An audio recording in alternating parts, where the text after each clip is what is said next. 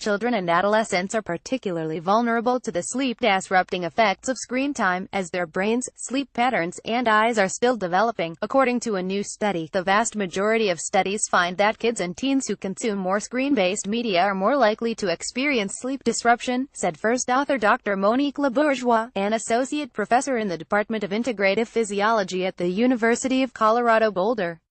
With this paper, we wanted to go one step further by reviewing the studies that also point to the reasons why digital media adversely affect sleep. Of more than 5 dozen studies looking at kids between the ages of 5 and 17 from around the world, 90% found that more screen time is associated with delayed bedtimes, fewer hours of sleep, and poorer sleep quality, the researchers report. Biological, neurological, and environmental factors all play a role, the scientists note.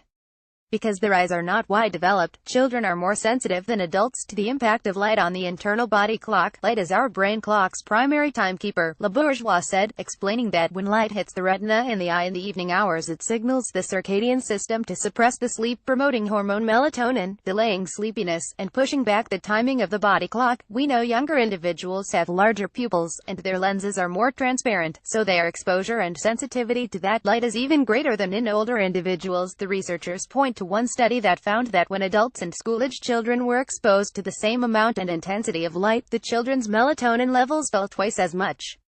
Studies have also shown that short-wavelength blue light, ubiquitous in handheld electronics, is particularly potent at suppressing melatonin through the young eyes of a child. Exposure to a bright blue screen in the hours before bedtime is the perfect storm for both sleep and circadian disruption, Labourgeois said. The psychological stimulation of digital media, whether it's exposure to violent media or texting with friends, can also sabotage sleep by boosting cognitive arousal, according to the researchers. The researchers also note that children and adolescents who leave the phone or computer on overnight in their bedroom are significantly more likely to have trouble sleeping. More than 75% of youths have screen-based media in their bedrooms, 60% interact with them in the hour before bedtime, and 45% use their phones as an alarm. A recent report from Common Sense Media showed mobile media device use has tripled among young children since 2011, with kids under 8 using them 48 minutes a day and many parents incorporating digital media into the bedtime routine.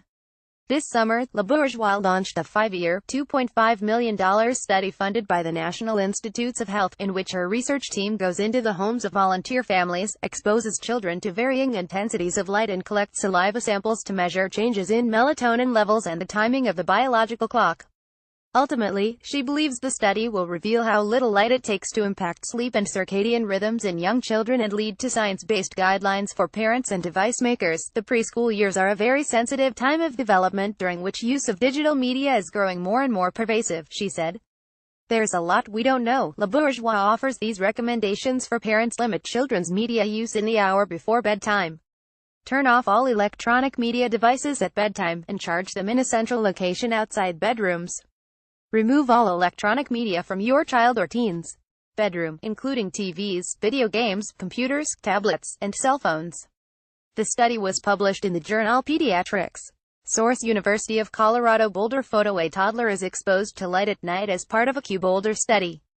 Credit: Monique Labourgeois.